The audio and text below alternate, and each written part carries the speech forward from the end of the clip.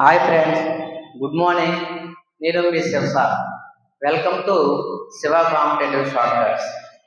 మనం ప్రీవియస్ క్లాస్లో పాలిటిక్స్ సంబంధించి భారత రాజ్యాంగ చారిత్రక నేపథ్యము మరియు బ్రిటిష్ వారు చేసిన చట్టాలు వీటి గురించి ఇంట్రడక్షన్లో మనం మాట్లాడుకోవడం జరిగింది. రైట్, దీనికి సంబంధించి మీకు ప్రీవియస్ క్లాస్లో జస్ట్ స్మాల్ ఇన్ఫర్మేషన్ ఇవ్వడము అంటే మనం గత క్లాస్లో ఏం చెప్పుకున్నామంటే చార్టర్ చట్టాలు, అలాగే కౌన్సిల్ చట్టాలు, అలాగే భారత ప్రభుత్వ చట్టాలు ఇలా డివైడ్ చేసుకోవడం జరిగింది మనం. రైట్, చార్టర్ చట్టాలు ఎక్కడి నుంచి స్టార్ట్ అవుతాయని చెప్పమంటే 1773 చార్టర్ చట్టం, అలాగే 1784 పిట్స్ ఇండియా చట్టం, అలాగే 1793 చార్టర్ చట్టం, అలాగే 1813 చార్టర్ చట్టం, అలాగే 1833 చార్టర్ చట్టం, అలాగే 1853 చార్టర్ చట్టాల గురించి మనం మాట్లాడుకోవడం జరిగింది. రైట్, అంటే చార్టర్ చట్టాలు ఈ క్రింది వాటిలో కానివేవి అడిగే అవకాశాలు ఉన్నాయి. అప్పుడు మనకి చార్టర్ చట్టాలు ఏమనేవి తెలియాలి. 1773, 1784, 1793, 1813, 1833, 1853 ఇవన్నీ కూడా చార్టర్ చట్టాలని పిలవడం జరుగుతూ ఉంది. కౌన్సిల్ చట్టాలు ఏమేమి వస్తాయంటే 1861 కౌన్సిల్ చట్టం, 1892 కౌన్సిల్ చట్టం, 1909 కౌన్సిల్ చట్టం. ఈ క్రింది వారిలో కౌన్సిల్ చట్టం కానిదేది అడిగే అవకాశాలు ఉన్నాయి. అప్పుడు చూసుకోవాలి. 1861 కౌన్సిల్ చట్టం, 1892 కౌన్సిల్ చట్టం, అలాగే 1909 కౌన్సిల్ చట్టం. నెక్స్ట్ భారత ప్రభుత్వ చట్టాలు. భారత ప్రభుత్వ చట్టాలంటే 1858 భారత ప్రభుత్వ చట్టం, 1919 భారత ప్రభుత్వ చట్టం, 1935 భారత ప్రభుత్వ చట్టం. ఈ క్రింది వాటిలో భారత ప్రభుత్వ చట్టం కానిదేది అని అడిగే అవకాశం ఉంటే అప్పుడు 1858 భారత ప్రభుత్వ చట్టం, 1919 భారత ప్రభుత్వ చట్టం, 1935 భారత ప్రభుత్వ చట్టం అనేది చెప్పుకోవడం జరుగుతూ ఉంటుంది. రైట్, ఇప్పుడు ముందుగా మనం చార్టర్ చట్టాల గురించి ఒకసారి చూసుకుందాం. చార్టర్ చట్టాలు, అందులో చార్టర్ చట్టాల్లో మొదటగా దేని గురించి మాట్లాడుకోమంటే 1773 చార్టర్ చట్టం. 1773 దీన్నే రెగ్యులేటింగ్ చట్టం. క్లియర్. అయితే 1773 రెగ్యులేటింగ్ చట్టం గురించి చెప్పుకోవాలంటే ముందుగా దీనికి ఒక ఇన్ఫర్మేషన్ చూసినట్లయితే 1773 రెగ్యులేటింగ్ చట్టం, దీన్నే చార్టర్ చట్టాలని పిలవడం జరుగుతుంది. భారతదేశంలో బ్రిటిష్ వారు చేసిన మొట్టమొదటి చట్టం ఏదంటే 1773 రెగ్యులేటింగ్ చట్టం. భారతదేశంలో బ్రిటిష్ వారు చేసిన మొట్టమొదటి చట్టం ఏంటంటే 1773 రెగ్యులేటింగ్ చట్టం. అలా కాకుండా భారతదేశంలో బ్రిటిష్ వారు చేసిన చివరి చట్టం ఏదంటే అనుకోండి, అప్పుడు 1935 భారత ప్రభుత్వ చట్టం అని చెప్పడం జరుగుతూ ఉంటుంది. రైట్, ఇప్పుడు 1773 రెగ్యులేటింగ్ చట్టం బ్రిటిష్ వారు చేసిన మొట్టమొదటి చట్టం అన్నాం. అలాగే దేశంలో మొట్టమొదటి లిఖిత రాజ్యాంగ చట్టము, దేశంలో మొట్టమొదటి లిఖిత రాజ్యాంగ చట్టము అని పిలవడం జరుగుతూ ఉంటుంది. రైట్, అప్పటి వరకు మన భారతదేశంలో బ్రిటిష్ వారు సంబంధించిన ఒక వ్యక్తి ఉండేవారు. అతన్ని ఏమని పిలిచేవారంటే గవర్నర్ జనరల్ అని పిలిచేవారు. ఏ జనరల్? Governor general. భారతదేశంలో బ్రిటిష్ వారికి సంబంధించిన ఒక వ్యక్తి అంటే మన భారతదేశం యొక్క పరిపాలన మొత్తం అతను చూసుకునేవారు. అటువంటి వ్యక్తిని ఏమని పిలుస్తారంటే గవర్నర్ జనరల్ అని పిలవడం జరుగుతుంది. అయితే 1773 రెగ్యులేటింగ్ చట్టంలో భాగంగా ఏం చేశారంటే ఈ గవర్నర్ జనరల్ అనే పదవిని బెంగాల్ గవర్నర్ జనరల్ పేరుగా మార్చారు. బెంగాల్ గవర్నర్ జనరల్ గా పేరు మార్చడం జరిగింది. క్లియర్? బెంగాల్ గవర్నర్ జనరల్ గా అంటే అప్పటి వరకు బెంగాల్ గవర్నర్ పేరును బెంగాల్ గవర్నర్ జనరల్ గా పేరు మార్చారు. ఎప్పుడు మార్చారంటే 1773 రెగ్యులేటింగ్ చట్టం ప్రకారం బెంగాల్ గవర్నర్ జనరల్ మొట్టమొదటి వ్యక్తి ఎవరంటే వారెన్ హేస్టింగ్స్. ఎవరండి? Warren Hastings. ఈ వారెన్ హేస్టింగ్స్ అన్న అతను మొట్టమొదటి బెంగాల్ గవర్నర్ జనరల్ గా పిలుచుకోవడం జరుగుతూ ఉంటుంది. క్లియర్? అలాగే భారతదేశంలో అప్పటి వరకు ఏముండదంటే కేంద్రీకృత పాలనకు నాంది పలికిన చట్టం ఏదంటే దీన్ని పిలవడం జరుగుతుంది కేంద్రీకృత పాలన. ఈ కేంద్రీకృత పాలనకు నాంది పలికిన చట్టం దేని పిలుస్తారంటే 1773 రెగ్యులేటింగ్ చట్టం పిలవడం జరుగుతుంది. కేంద్రీకృత పాలనకు నాంది అంటే పునాది. అలా కాకుండా కేంద్రీకృత పాలనకు తుదిమెట్టు అంటే చివరది. కేంద్రీకృత పాలనకు తుదిమెట్టు ఏదంటే 1833 చార్టర్ చట్టాన్ని పిలుచుకోవడం జరుగుతూ ఉంటుంది. 1833 చార్టర్ చట్టాన్ని కేంద్రీకృత పాలనకు తుదిమెట్టు అని పిలవడం జరుగుతుంది. అలాగే నెక్స్ట్ 1773 రెగ్యులేటింగ్ చట్టంలో భాగంగా 1774లో భారతదేశంలో సుప్రీంకోర్టు అనేది ఏర్పడటం జరిగింది. 1774లో సుప్రీంకోర్టు అనేది ఏర్పడటం జరిగింది. దేనిలో భాగంగా ఏర్పడింది? 1773 రెగ్యులేటింగ్ చట్టంలో భాగంగా ఏర్పడటం జరిగింది. అయితే దీని యొక్క ప్రధాన కేంద్రాలయాన్ని కలకత్తా కేంద్రంగా ఏర్పడటం జరిగింది. ఫోర్ట్ విలియం కోర్టులో ఏర్పడటం జరిగింది. రైట్? ఈ సుప్రీంకోర్టు ఏర్పడినప్పుడు 1+3 అంటే ఒక వ్యక్తి సుప్రీంకోర్టు ప్రధాన న్యాయమూర్తిగా మరియు ముగ్గురు వ్యక్తులు సుప్రీంకోర్టు న్యాయమూర్తులుగా పనిచేయడం జరుగుతూ ఉంటుంది. అంటే 1+3. అప్పటి సుప్రీంకోర్టు ప్రధాన న్యాయమూర్తి ఎవరంటే సర్ ఎలిజా ఇంపే.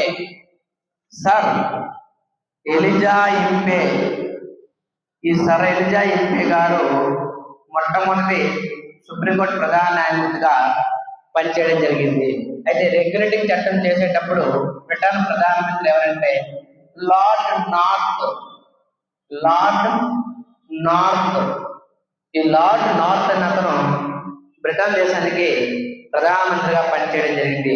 బ్రిటన్ దేశానికి ప్రధానమంత్రిగా ఎందుకు పనిచేశారంటే మన దేశాన్ని అప్పటికి బ్రిటిష్ వాళ్ళు పరిపాలిస్తూ ఉన్నారు కాబట్టి లార్డ్ నార్త్ అనే అతను బ్రిటన్ ప్రధానమంత్రిగా పనిచేయడం జరిగింది. ఎప్పుడు? 1773 రెగ్యులేటింగ్ చట్టం చేసేటప్పుడు. ఒకసారి దేశంలో మొట్టమొదటి లిఖిత చట్టం చేస్తారంటే రెగ్యులేటింగ్ చట్టం పిలవడం జరుగుతుంది. అప్పటి వరకు బెంగాల్ గవర్నర్ పదవిని బెంగాల్ గవర్నర్ జనరల్ గా పేరు మార్చడం జరిగింది. మొట్టమొదటి దేశంలో బెంగాల్ గవర్నర్ జనరల్ గా పనిచేసిన వ్యక్తి ఎవరంటే వారెన్ హేస్టింగ్స్ గారు పనిచేయడం జరిగింది. కేంద్రీకృత పాలనకు నాంది పలికిన చట్టం ఏదంటే 1773 రెగ్యులేటింగ్ చట్టం అని చెప్పడం జరుగుతూ ఉంటుంది. అలాగే కేంద్రీకృత పాలనకు తుదిమెట్టు అనడం అనుకోండి.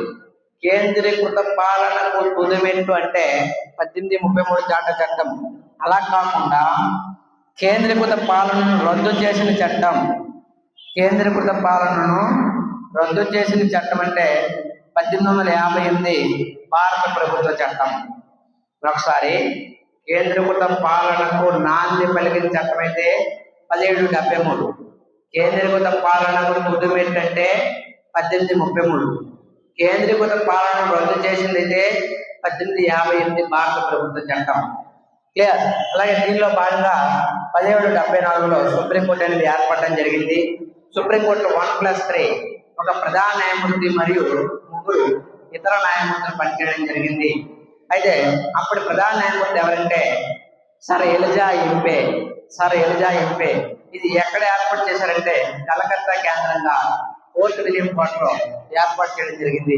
అప్పటి ప్రధానమంత్రి ఎవరంటే లార్డ్ నార్త్. దీనిలో అంటే 1773 చట్టంలో కొన్ని లోపాలు ఉన్నాయనే ఉద్దేశంతో 1781లో యాక్ట్ ఆఫ్ సెటిల్మెంట్ 1781లో యాక్ట్ ఆఫ్ సెటిల్మెంట్ అనే యాక్ట్ తీసుకురావడం జరిగింది. 1773లో కొన్ని లోపాలు ఉన్నాయనే ఉద్దేశంతో యాక్ట్ ఆఫ్ సెటిల్మెంట్ తీసుకురావడం జరిగింది. దీన్నే సవరణ చట్టం అని పిలుస్తారు. సవరణ చట్టం ఎప్పుడు చేశారు? ఇది 1781లో. దీనిలో లోపాలు ఉన్నాయని 1773 రెగ్యులేటింగ్ చట్టంలో లోపాలు ఉన్నాయనే ఉద్దేశంతో ఈ చట్టం తీసుకురావడం జరిగింది. క్లియర్? అర్థమవుతుందండి. దీన్ని ఏమని పిలుస్తారన్నాం? Act of settlement. నెక్స్ట్ మనకి ఆ తర్వాత ఏం చట్టం వచ్చిందంటే 1784 క్విట్ ఇండియా యాక్ట్. 1784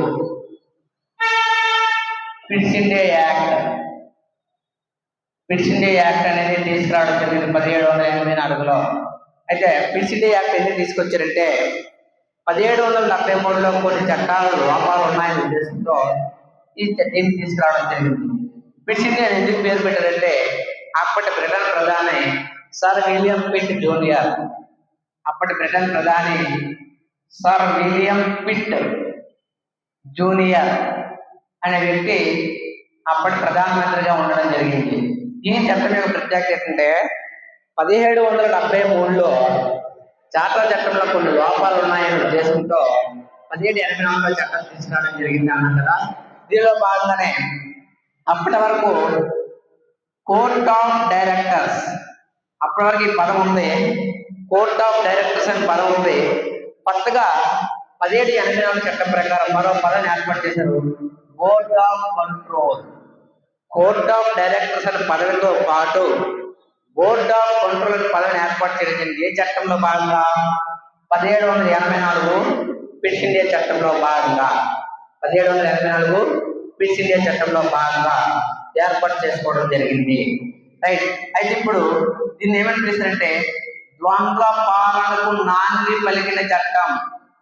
ద్వంద్వ పాలన అంటే రెండు రకాల పాలనలు. ద్వంద్వ అంటే రెండు కదా, రెండు రకాల పాలనలు ఏమేమి ఉన్నాయి? Court of director, board of control. Court of directors ఏమేమి చేసేవారంటే కంపెనీ పాలనా వ్యవహారాలు అంటే వ్యాపార వ్యవహారాలు చూసేవారు. వ్యాపార వ్యవహారాలు చూసేవారిని కోర్ట్ ఆఫ్ డైరెక్టర్స్ అంటారు. బోర్డ్ ఆఫ్ కంట్రోల్ అనే పదవిని అంటే దీని అర్థం ఏంటంటే అప్పటి వరకు లేని పదవి 1784 చట్టం ప్రకారం ఏర్పాటు చేయడం జరిగింది. బోర్డ్ ఆఫ్ కంట్రోల్ అంటే అర్థం ఏంటంటే రాజకీయ వ్యవహారాలు చూసుకునే శాఖ. రాజకీయ వ్యవహారాలు చూసుకునే శాఖ అంటే ఏం లేదు, అప్పటి వరకు మన భారతదేశంలో బ్రిటిష్ వారు దేనికోసం వచ్చారంటే వ్యాపారం కోసం వచ్చారు. కానీ కాలక్రమంలో ఏం చేశారంటే రాజకీయంలో కూడా వేలు పెట్టడం జరిగింది. అందులో భాగంగానే బోర్డ్ ఆఫ్ కంట్రోల్ పదవిని ఏర్పాటు చేసి రాజకీయ వ్యవహారాలు కూడా చూసుకోవడం జరిగింది. ద్వంద్వ పాలనకు నాంది పలికిన చట్టం. ద్వంద్వ పాలన ఏ చట్టంలో భాగంగా అమలు చేశారంటే 1784 క్విట్ ఇండియా చట్టంలో భాగంగా అమలు చేయడం జరిగింది. 1784 క్విట్ ఇండియాలో భాగంగా అమలు చేయడం జరిగింది.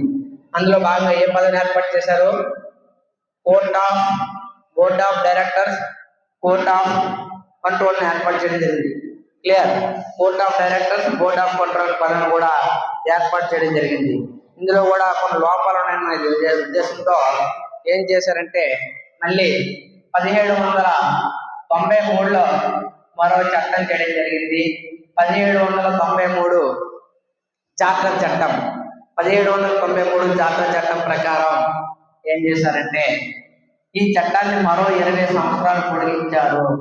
ఈ చట్టాన్ని మరో 20 సంవత్సరాలు పొడిగించారు. ఈ చట్టం యొక్క ప్రత్యేకత ఏంటంటే మున్సిపాలిటీలకు చట్టబద్ధత కల్పించారు. దీనికి మున్సిపాలిటీలకు చట్టబద్ధత కల్పించారు. ఈ క్రింది వానిలో ఏ చట్టం ప్రకారం మున్సిపాలిటీలకు చట్టబద్ధత కల్పించారు అని అనుకోండి. 1793 చార్టర్ చట్టం ప్రకారం మున్సిపాలిటీలకు చట్టబద్ధత కల్పించుకోవడం జరిగింది. దీనికి ప్రత్యేకంగా ఏం లేదు, 20 సంవత్సరాలు పెంచారు, మున్సిపాలిటీలు చట్టబద్ధత కల్పించారు. నెక్స్ట్ మరో 20 సంవత్సరాలు పెంచడం కాబట్టి 1813 చార్టర్ చట్టం. 1813 చార్టర్ చట్టం చాలా ప్రత్యేకత ఉంది. ఈ చట్టంలో భాగంగానే విద్య కోసం ₹1,00,000 కేటాయించారు.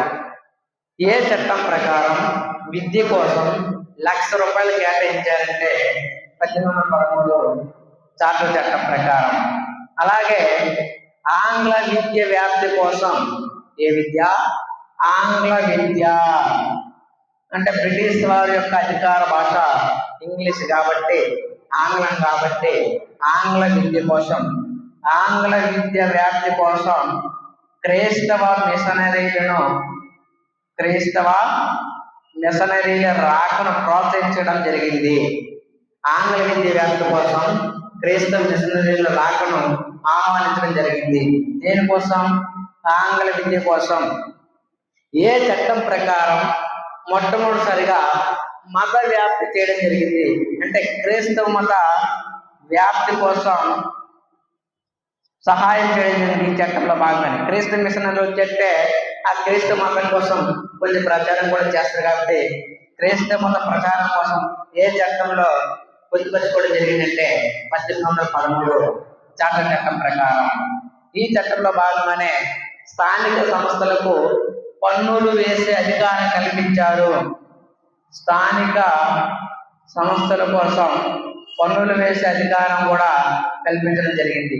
చూడండి, 1793 ఏం చెప్పమంటే మున్సిపాలిటీలకు చట్టబద్ధత కల్పించారని చెప్పడం జరిగింది. 1813 ఏం చేశారు? స్థానిక సంస్థలకు పన్నులు వేసే అధికారం కల్పించారు. స్థానిక సంస్థలు పన్నులు వేసి వసూలు చేసుకోవచ్చు. ఫర్ ఎగ్జాంపుల్, ఇప్పుడు ప్రజెంట్ స్థానిక సంస్థలు ఎటువంటి రకాల పనులు ఉన్నాయి మీ అందరికీ తెలుసు. మీ అందరూ కూడా పల్లెటూరు నుంచి వచ్చిన వాళ్ళు కాబట్టి మీ అందరికి చెప్పాల్సిన లేదు, ఎందుకంటే మీ అందరికీ తెలిసింది కాబట్టి. అంటే ఫర్ ఎగ్జాంపుల్, స్థానిక సంస్థలు ఎటువంటి పనులు వేస్తారంటే స్థానిక సంస్థల్లో సంస్థల మీద కొంత వసూలు చేస్తారు. ఆర్సీలు అంటారు. ఆర్సీలు ఇది ఒక పన్ను. అలాగే ఆక్ట్రాయ్ పన్ను, ఆక్ట్రాయ్ పన్ను ఇది ఒక పన్ను.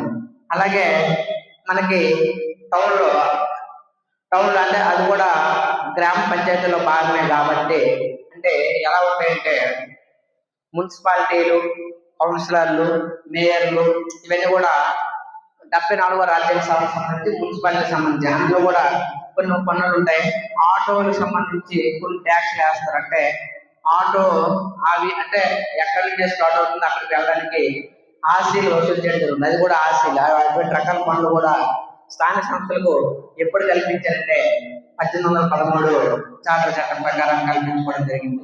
మరొకసారి 1813 చార్టర్ చట్టం ప్రకారం విద్య కోసం ₹1,00,000 కేటాయించారు. అలాగే ఆంగ్ల విద్య వ్యాప్తి కోసం క్రైస్తవ మిషనరీల రాకను ఆహ్వానించడం జరిగింది. అలాగే మత ప్రాప్తి కోసం మతాన్ని వ్యాప్తి చేయడం ఉద్దేశంతో క్రైస్తవ మతాన్ని ముఖ్యంగా ఆహ్వానించడం జరిగింది. క్రైస్తవ మతం ప్రచారం కోసం ఈ 1813 చార్టర్ చట్టం ప్రకారం అవకాశం కల్పించుకోవడం జరిగింది. అలాగే స్థానిక సంస్థలకు పన్నులు వేసే అధికారం కూడా కల్పించుకోవడం జరిగింది. స్థానిక సంస్థలకు పన్నులు వేసే అవకాశం కూడా కల్పించుకోవడం జరిగింది.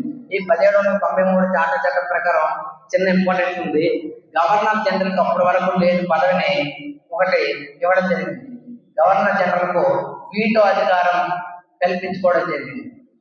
వీటో అధికారం ఏ చట్టం ప్రకారం కల్పించారంటే 1793 చట్టం ప్రకారం గవర్నర్ జనరల్ వీటో అధికారం కల్పించుకోవడం జరిగింది. అసలు వీటో అధికారం అంటే ఏంటి? వీటో అంటే తన విచక్షణ అధికారాన్ని ఉపయోగించుకొని ఎవరినైనా క్షమాపేక్ష పెట్టాలన్నా లేకపోతే ఎవరికైనా శిక్ష చేయాలన్నా రాష్ట్రపతి అంటే అప్పటి గవర్నర్ జనరల్ పదవి ఇప్పుడు రాష్ట్రపతి పదవి. ప్రజెంట్ భారతదేశంలో వీటో అధికారం రాష్ట్రపతికి 3 రకాల వీటోలు ఉన్నాయి. Absolute veto, suspension veto, pocket veto. అంటే ప్రస్తుత భారతదేశ రాష్ట్రపతికి మూడు రకాల వీటోలు ఉన్నాయి. అసలు వీటో అధికారం అనేది గవర్నర్ జనరల్ ఎప్పుడు కల్పించారో 1793 చార్టర్ చట్టం ప్రకారం. వీటో అధికారం ప్రజెంట్ రాష్ట్రపతికి ఎన్ని రకాల వీటోలు ఉన్నాయంటే మూడు రకాల వీటోలు ఉన్నాయి. Absolute veto, suspensive veto, pocket veto. అయితే నాలుగవ రకమైన వీటో ఉంది ఒకటి, క్వాలిఫైడ్ వీటో. క్వాలిఫైడ్ వీటో, ఈ క్వాలిఫైడ్ వీటో అనేది భారత రాష్ట్రపతికి లేదు, ఓన్లీ అమెరికా అధ్యక్షుడికి మాత్రమే ఉంది. అమెరికా అధ్యక్షుడికి అంటే ఈ క్రింది వాణిలో భారత రాష్ట్రపతికి లేనటువంటి వీటో ఏది అంటే క్వాలిఫైడ్ వీటో. ఎవరికి ఉంటుందంటే అమెరికా అధ్యక్షుడికి మాత్రమే క్వాలిఫైడ్ వీటో ఉంటుంది. అసలు వీటో అధికారం అనేది గవర్నర్ జనరల్కి ఎప్పుడు కల్పించారంటే 1793 చట్టం ప్రకారం వీటో అధికారం గవర్నర్ జనరల్ కల్పించుకోవడం జరిగింది. అర్థమైందండి. 1813 చట్టం ప్రకారం ఆంగ్ల విద్య కోసం ₹1,00,000 కేటాయించారు. అలాగే క్రైస్తవ మిషనరీల రాకను ఆహ్వానించారు. అలాగే క్రైస్తవ మిషన్లకు అంటే క్రైస్తవ మతాన్ని ప్రచారం చేయడం కోసం అవకాశం కల్పించారు. అలాగే 1813 చట్టం ప్రకారం స్థానిక సంస్థలకు పన్నులు వేసే కల్పించుకోవడం జరిగింది. ఇప్పుడు 1813 అయిపోయింది కాబట్టి నెక్స్ట్ 1833 చార్టర్ చట్టం. ఈస్ట్ ఇండియా కంపెనీ గుప్తాధిపత్యం అంటే ఈస్ట్ ఇండియా కంపెనీ గుప్తాధిపత్యం పూర్తిగా రద్దు చేశారు. క్లియర్? గుప్తాధిపత్యం అంటే పూర్తి అవకాశాలు మొత్తం ఈస్ట్ ఇండియా కంపెనీ వాళ్ళకి కల్పించడం ఉద్దేశంతో గుప్తాధిపత్యం ఈస్ట్ ఇండియా కంపెనీకి పూర్తిగా రద్దు చేశారు. అంటే పూర్తిగా రద్దు చేసినట్టే మరో చట్టంలో పాక్షికంగా రద్దు చేసి ఉంటారు కదా, ముందు పాక్షికంగా రద్దు చేసిన తర్వాత కదా పూర్తిగా రద్దు చేస్తారు. 1813 చార్టర్ చట్టం ప్రకారం 1813 చార్టర్ చట్టం ప్రకారం ఈస్ట్ ఇండియా కంపెనీకి ఏం కల్పించారంటే ఈస్ట్ ఇండియా కంపెనీ గుప్తాధిపత్యాన్ని తాత్కాలికంగా లేదా పాక్షికంగా రద్దు చేసిన చట్టం ఏంటంటే 1813 చార్టర్ చట్టం. తాత్కాలికంగా లేదా పాక్షికంగా రద్దు చేసింది ఈస్ట్ ఇండియా కంపెనీలో గుప్తాధిపత్యం. ఈస్ట్ ఇండియా కంపెనీ కాలంలో గుప్తాధిపత్యం పూర్తిగా రద్దు చేసిన చట్టం అయితే 1833 చార్టర్ చట్టం. అలాగే ఈ చట్టం యొక్క ప్రత్యేకత చూసుకున్నట్లయితే అప్పటి వరకు బెంగాల్ గవర్నర్ జనరల్ పదవిని భారత గవర్నర్ జనరల్ గా పేరు మార్చారు. బెంగాల్ గవర్నర్ జనరల్ పదవిని భారత గవర్నర్ జనరల్ గా పేరు మార్చడం జరిగింది. ఇలా పేరు మార్చేసిన తర్వాత భారతదేశంలో అంటే మొట్టమొదటి భారత గవర్నర్ జనరల్ ఎవరంటే విలియం బెంటిక్. ఈ విలియం బెంటిక్ అన్న అతను భారతదేశ మొట్టమొదటి గవర్నర్ జనరల్ గా చెప్పుకోవడం జరుగుతూ ఉంటుంది. భారత గవర్నర్ జనరల్ గా పనిచేసిన మొదటి వ్యక్తి ఎవరంటే విలియం బెంటిక్. ఎప్పుడు మార్చారంటే 1833లో. అలా కాకుండా బెంగాల్ గవర్నర్ పదవిని బెంగాల్ గవర్నర్ జనరల్ గా ఎప్పుడు పేరు మార్చారు? 1773 రెగ్యులేటింగ్ చట్టం ప్రకారం. మొట్టమొదటి బెంగాల్ గవర్నర్ జనరల్ గా పనిచేసిన వ్యక్తి ఎవరంటే వార్న్ హేస్టింగ్స్. అలా కాకుండా మొట్టమొదటి భారత గవర్నర్ జనరల్ గా పనిచేసిన వ్యక్తి ఎవరంటే విలియం బెంటిక్. ఇతని కాలంలోనే న్యాయ కమిషన్ లా కమిషన్ ఏర్పాటు చేయడం జరిగింది. లా కమిషన్ ను ఏర్పాటు చేయడం జరిగింది. ఎప్పుడు ఏర్పాటు చేశారు? 1835 సంవత్సరంలో ఏర్పాటు చేయడం జరిగింది. లా కమిషన్ ఎవరు అధ్యక్షుని ఏర్పాటు చేశారంటే లార్డ్ మెకాలే అధ్యక్షతన మొట్టమొదటి లా కమిషన్ ఏర్పాటు చేయడం జరిగింది. అలా కాకుండా స్వతంత్ర భారతదేశంలో మొట్టమొదటి లా కమిషన్ చైర్మన్ ఎవరంటే ఎంసి శతన్వాడ్. ఈ ఎంసి శతన్వాడ్ అంటే ఎవరంటే మొట్టమొదటి లా కమిషన్ చైర్మన్ గా పనిచేసింది ఎప్పుడు? స్వతంత్ర భారతదేశంలో. అలా కాకుండా 1833 చార్టర్ చట్టం ప్రకారం గవర్నర్ జనరల్ ఏర్పాటు చేసేటప్పుడు లా కమిషన్ చైర్మన్ ఎవరంటే లార్డ్ మెకాలే. అలా కాకుండా స్వతంత్ర భారతదేశంలో మొట్టమొదటి లా కమిషన్ చైర్మన్ ఎవరంటే ఎంసీ శతలవాడు పనిచేయడం జరిగింది. ప్రస్తుతం 23వ లా కమిషన్ నడుస్తూ ఉంది. 23వ లా కమిషన్ నడుస్తూ ఉంది. 23వ లా కమిషన్ చైర్మన్ ఎవరంటే justice Maheshwari. Justice Maheshwari present law commission chairman గా పనిచేయడం జరుగుతుంది. ఈ చట్టం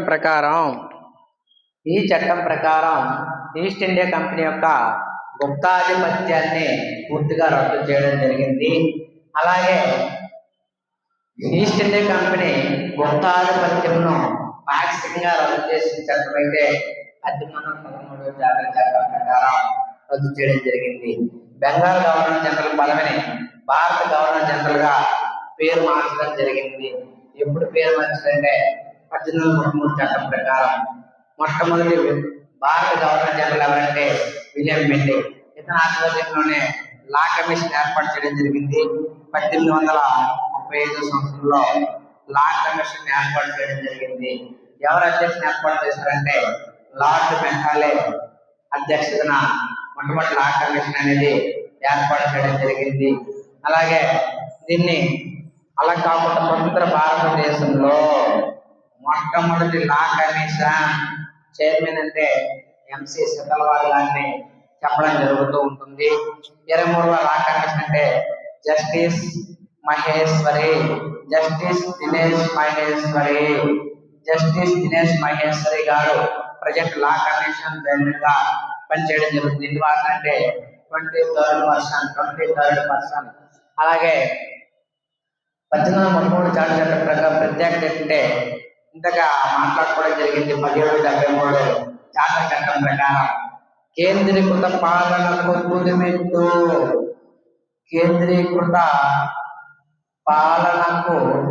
తుదిమెట్టు ముందుగా మాట్లాడుకోవడం జరిగింది.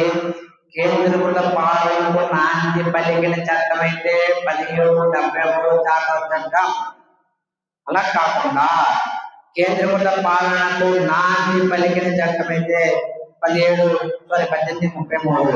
అలా కాకుండా కేంద్రీకృత పాలనను పూర్తిగా రద్దు చేసిన చట్టం అయితే 1858 భారత ప్రభుత్వ చట్టం అనేది చెప్పడం జరుగుతూ ఉంటుంది. అలాగే ఈస్ట్ ఇండియా కంపెనీ అయిపోయింది. 1833 అయింది. నెక్స్ట్ 1853 చార్టర్ చట్టంలో చివరి చట్టం ఇది. ఈ చట్టంతో చార్టర్ చట్టాలు అనేది పూర్తిగా రద్దు కావడం జరిగాయి. అర్థమైందండి. 1853 చార్టర్ చట్టం. ఈ 1853 చార్టర్ చట్టం అంటే ఈ చట్టాన్ని మరో 20 సంవత్సరాలు పొడిగించలేదు.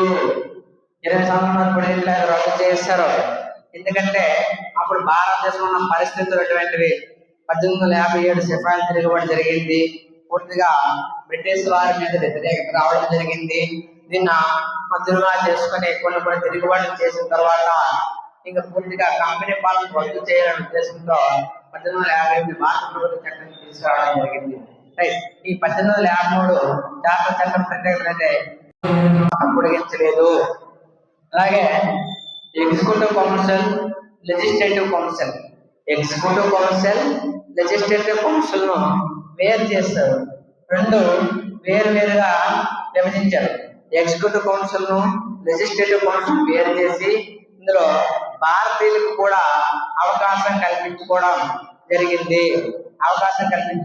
కానీ ఈ రెండు ఎవరు నిర్వహించేవారంటే గవర్నర్ జనరల్ లేదా అంటే అప్పుడు గవర్నర్ జనరల్ ఎవరైతే ఉంటారో వాళ్ళు మాత్రమే నిర్వహించేవారు. వాళ్ళకి అధ్యక్షుగా ఇది ఏర్పడింది. అంటే నిర్వహణ బాధ్యతలు మొత్తం ఎగ్జిక్యూటివ్ కౌన్సిల్, లెజిస్లేటివ్ కౌన్సిల్ యొక్క నిర్వహణ బాధ్యత మొత్తం గవర్నర్ జనరల్ చూసుకునేవారు.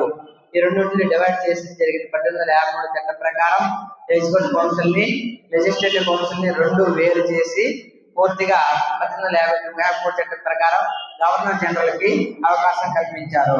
అలాగే గవర్నర్ జనరల్ కి విస్తృత అధికారాలు ఇవ్వడం జరిగింది. అప్పటి వరకు లేనటువంటి కొన్ని అధికారాలు కూడా పూర్తిగా గవర్నర్ జనరల్ కి అవకాశం కల్పించుకోవడం జరిగింది. 1853 చట్టం ప్రకారం. అలాగే పార్లమెంటరీ వ్యవస్థకు నాంది పలికిన చట్టము, పార్లమెంటరీ వ్యవహారాలు పార్లమెంటరీ చట్టానికి నాంది పలికింది. పార్లమెంటరీ చట్టానికి నాంది పలికిన చట్టం ఏంటంటే 1853 జాతీయ చట్టము. అలాగే గవర్నర్ జనరల్ కి విస్తృత అధికారాలు కల్పించారు. East India company executive council ను లెజిస్లేటివ్ కౌన్సిల్ ను వేరు చేసి దాని యొక్క నిర్వహణ బాధ్యతను గవర్నర్ జనరల్ కి అప్పగించుకోవడం జరిగింది. పార్లమెంటరీ తరహా వ్యవస్థకు నాంది పలికిన చట్టం ఏంటంటే 1853. ఈ చట్టంలో భాగంగా తొలిసారిగా భారతదేశంలో పోటీ పరీక్షలు నిర్వహించారు. ఈ చట్టంలో భాగంగా భారతదేశంలో తొలిసారిగా పోటీ పరీక్షలు నిర్వహించుకోవడం జరిగింది. 1855 సంవత్సరంలో మొదటిసారి పోటీ పరీక్షలు నిర్వహించారు భారతదేశంలో. ఈ చట్టం ప్రకారం 1853 చార్టర్ చట్టం ప్రకారం మొదటిసారిగా భారతదేశంలో పోటీ పరీక్షలు అనేవి నిర్వహించుకోవడం జరిగింది. అలాగే ఈ పోటీ పరీక్షలు నిర్వహించుకున్న తర్వాత సివిల్ సర్వీసెస్ పై లార్డ్ మెకాలే కమిటీ వేయడం జరిగింది. దీని మీద సివిల్ సర్వీసెస్ పై లార్డ్ మెకాలే కమిటీని వేయడం జరిగింది. సివిల్ సర్వీసెస్ పై లార్డ్ మెకాలే కమిటీని ఎప్పుడు వేశారు అంటే 1853 చట్టం ప్రకారం ఏర్పాటు చేయడం జరిగింది. లార్డ్ మెకాలే అధ్యక్షతన లా కమిషన్ ఏర్పడి కొన్ని సిఫార్సులు చేయడం జరిగింది. Lord Macaulay commission law commission లో భాగంగా కొన్ని సిఫార్సులు చేసిందన్నాం కదా. ఆ సిఫార్సులు ఏంటంటే 1859లో సిపిసి సివిల్ ప్రొసీజర్ కోడ్ ను ఏర్పాటు చేయడం జరిగింది. CPC civil procedure code. 1860లో ఐపీసీ ఇండియన్ పినల్ కోడ్ ఐపీసీని ఏర్పాటు చేయడం జరిగింది. 1861లో సిఆర్పిసి అర్థమైందండి. లార్డ్ మెకాలే లా కమిషన్ కి అధ్యక్షత వహించిన తర్వాత కొన్ని సిఫార్సులు చేశారు. ఆ సిఫార్సులు ఏంటంటే 1859లో సిపిసి సివిల్ ప్రొసీజర్ కోడ్, అలాగే 1860లో ఐపీసీ ఇండియన్ పినల్ కోడ్, అలాగే సిఆర్పిసి క్రిమినల్ ప్రొసీజర్ కోడ్ 1861లో చేయడం జరిగింది. దీని తదనుగుణంగా పాత చట్టాలు, బ్రిటిష్ వారి చట్టాలు ఇంకా అమలు ఉందనే ఉద్దేశంతో కొత్తగా ఎన్డీఏ గవర్నమెంట్ ఏం చేసిందంటే 2024లో కొత్త గవర్నమెంట్ మూడోసారి ఏర్పడిన తర్వాత ఆ చట్టాలని తాత్కాలికంగా నిలుపుదల చేసి వాటి స్థానంలో కొత్త చట్టాలు తీసుకురావడం జరిగింది. సిపిసి స్థానంలో భారతీయ సాక్ష్య అధినియం బిఎస్ఏ తీసుకురావడం జరిగింది. భారతీయ సాక్ష్య అధినియం దేని స్థానంలో? సిపిసి స్థానంలో. అలాగే ఐపీసీ స్థానంలో భారతీయ న్యాయ లేదా నాగరిక సంహిత, భారతీయ న్యాయ లేదా నాగరిక సురక్ష సంహిత ఐపీసీ స్థానంలో తీసుకురావడం జరిగింది. సిఆర్పిసి స్థానంలో భారతీయ న్యాయ లేదా నాగరిక సురక్ష సంహిత బిఎన్ఎస్ఎస్, భారతీయ న్యాయ లేదా నాగరిక సురక్ష సంహితని తీసుకురావడం జరిగింది సిఆర్పిసి స్థానంలో. ఇవి ఎప్పటి నుంచి అమల్లోకి వచ్చాయంటే 2024 జూలై 1 నుంచి అమల్లోకి రావడం జరిగింది. 2024 జూలై 1 నుంచి ఈ కొత్త చట్టాలు అనేవి అమలు చేయడం జరుగుతూ ఉంది. అయితే ఇక్కడ ఇంకో నోట్ పెట్టేటంటే కొత్త కరెంట్ అఫైర్స్ లో భాగంగా పెట్టేటంటే ఈ 3 చట్టాలను అంటే భారతీయ సాక్ష్య అధినియం, భారతీయ న్యాయ లేదా నాగరిక సంహిత, భారతీయ న్యాయ లేదా నాగరిక సురక్ష సంహిత, ఈ 3 చట్టాలను అమలు చేసిన మొదటి నగరం ఏంటంటే చండీగఢ్. ఈ 3 చట్టాలని అమలు చేసిన మొదటి నగరం ఏంటంటే చండీగఢ్. మరొకసారి 1853 చార్టర్ చట్టంలో చివరి చట్టం ఇది. మరో 20 సంవత్సరాలు పొడిగించడం దీన్ని ఎగ్జిక్యూటివ్ కౌన్సిల్ ని లెజిస్లేటివ్ కౌన్సిల్ వేరు చేసి దీని యొక్క నిర్వహణ బాధ్యతలు మొత్తం గవర్నర్ జనరల్ కి ఇవ్వడం జరిగింది. గవర్నర్ జనరల్ కి విస్తృత అధికారాలు కల్పించుకోవడం జరిగింది. అలాగే ఈ చట్టం యొక్క ప్రత్యేకత ఏంటంటే పార్లమెంటరీ తరహా వ్యవస్థకు నాంది పలికిన చట్టము 1853 చార్టర్ చట్టం. ఈ చట్టంలో భాగంగానే 1855లో మొట్టమొదటిసారిగా సివిల్ సర్వీసెస్ లేదా పోటీ పరీక్షలు నిర్వహించారు. పోటీ పరీక్షలు ఈ చట్టం ప్రకారం 1855 నిర్వహించుకోవడం జరిగింది. లార్డ్ మెకాలే అధ్యక్షతన సివిల్ సర్వీసెస్ పై ఒక కమిటీ వేయడం జరిగింది. అలాగే లా కమిషన్ ఆధారంగా లార్డ్ మెకాలే కొన్ని రిపోర్ట్ ఇవ్వడం జరిగింది. ఆ రిపోర్ట్ ఆధారం చేసుకుని కొన్ని న్యాయ చట్టాలు చేయడం జరిగింది. 1858 civil procedure code, 1860 Indian penal code, 1861 criminal procedure code ని తీసుకురావడం జరిగింది. కొత్తగా ప్రభుత్వం ఏర్పడిన తర్వాత 2024లో ఆ చట్టాల స్థానంలో కొత్త చట్టాలు తీసుకురావడం జరిగింది. సిపిసి స్థానంలో భారతీయ సాక్ష్య అధినియం, అలాగే ఐపీసీ స్థానంలో భారతీయ న్యాయ లేదా నాగరిక సంహిత, అలాగే సిఆర్పిసి స్థానంలో భారతీయ న్యాయ లేదా నాగరిక సురక్ష సంహితని తీసుకురావడం జరిగింది. ఇవి ఎప్పటి నుంచి అమల్లోకి వచ్చాయంటే 1854లో ఇవి ఎప్పటి నుంచి అమల్లోకి వచ్చాయంటే 2024 జూలై 1 నుంచి అమల్లోకి రావడం జరిగాయి. 3 చట్టాలు కూడా అమలు చేసిన మొదటి నగరం ఏదంటే చండీగఢ్ అని చెప్పుకోవడం జరుగుతూ ఉంటుంది. రైట్, ఇప్పటి వరకు మనకి చార్టర్ చట్టాలు కంప్లీట్ అయ్యి నెక్స్ట్ క్లాస్ లో మనం భారత ప్రభుత్వ చట్టము అలాగే కౌన్సిల్ చట్టాల గురించి మాట్లాడుకుందాం. మా ఛానల్ అంటే మా వీడియో నచ్చినట్లయితే మా ఛానల్ సబ్స్క్రైబ్ చేయండి. అలాగే మీ ఫ్రెండ్స్ కూడా చెప్పండి. థ్యాంక్ యూ, ధన్యవాదాలు.